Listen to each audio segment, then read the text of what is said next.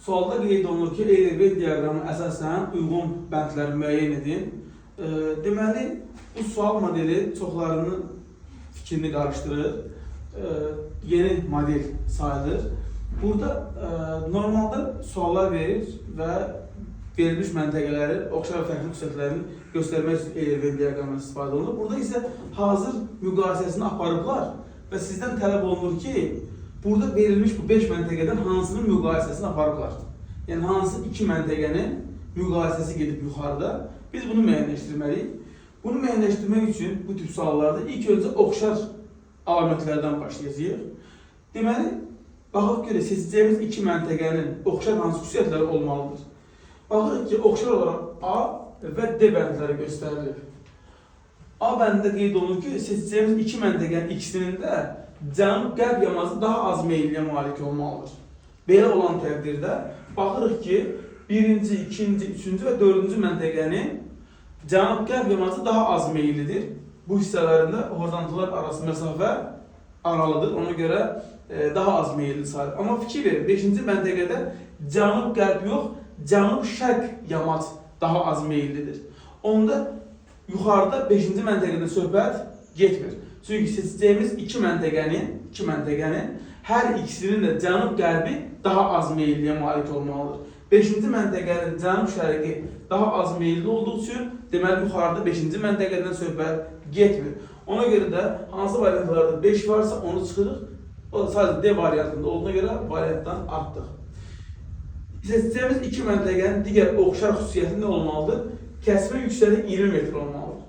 Bütün variantlara baxanda görəcəyik ki, 2-ci, 3-cü və 4-cü məntəqədə bəli, kəsmə yüksəklik 20 metrə bərabərdir. Amma diqqət edin, 1-ci məntəqədə kəsmə yüksəklik 20 yox, 10 metrə bərabərdir. Burada 100 görürsünüz, burada 80. Aralarında 20 metr fərq var. 2 dənə də boşluq var. Deməli, 1-ci məntəqədə kəsmə yüksəklik 20 yox, 10 metrə bərabərdir. Amma bizim seçməli olacağımız 2 məntəqənin kəsmə yüksəkliyi bərabər olmalıdır 20 metrə. Burada 10 metr olduğu üçün deməli bu da bizim seçəcəyimiz məntəqələrdən deyil. Ona görə bir də variantlardan çıxacaq. B variantı və C variantı da getdi. Qaldı əlimizdə A variantı və Y variantı. Baxanda görürük ki, hər ikisinin A variantında da Y variantında da birinci məntəqə olaraq 3'ü veriblər. Deməli, birə mütləq uyğun gələcək 3-cü horizontal. Bəs gələk ödəyirmi? Bura 3 gəldiyi üçün B xüsusiyyəti buna aid olmalıdır. B-də nə qeyd olunub? C nöqtəsi mütləq hündürlüyü 100 metrdən çoxdur.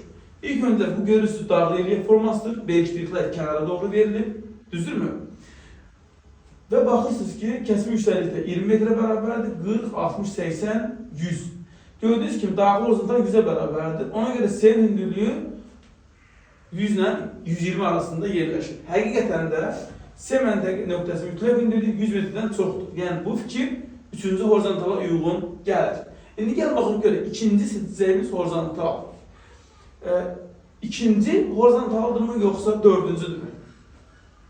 Baxın, ikinci seçməli olacağımız horizontalın xüsusiyyətləri C və Y variantında verilən fikirlərdir.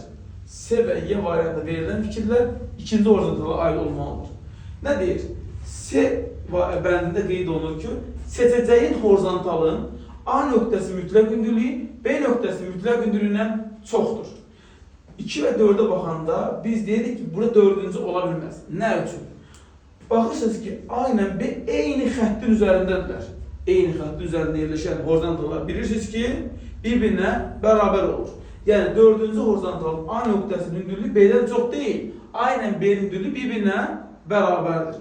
Ona görə də deməli söhbət 4-cü horizontaldan getmir. Baxaq görə ikinci horizontal bəs ödəyirmi? Baxanda görürsən, bu çökəlik relief formasıdır. Çökəlik relief formasında daxilə doğru getdikcə hündürlük azalır bildiğiniz kimi. Burada baxırıq A bərabərdir 120-yə, B bərabərdir 60-a. Həqiqətən də burada A-nın hündürlüyü B-dən çoxdur. Bu şərt ödədir. Eyni zamanda baxırıq ki, bu nədir? Çökəkliyin təsviridir. Deməli, hər iki şərt ikinci horizontala uyğun gəldi. Deməli, burada hansı horizontalların müqayisəsi gedilmiş? Üçüncü və ikinci horizontalların müqayisəsini aparıblarmış. Ona görə bu sualın doğru cavabı olacaq Y variantı. Bu sual çoxlarının çaşqınlıq yaradırdı və ümid edirəm ki, bu izah hamıya aydın olmuşdur və inanıram ki, hamı artıq bu izahdan sonra bu sual tam olaraq qaydasını başa düşər. Bu qədər.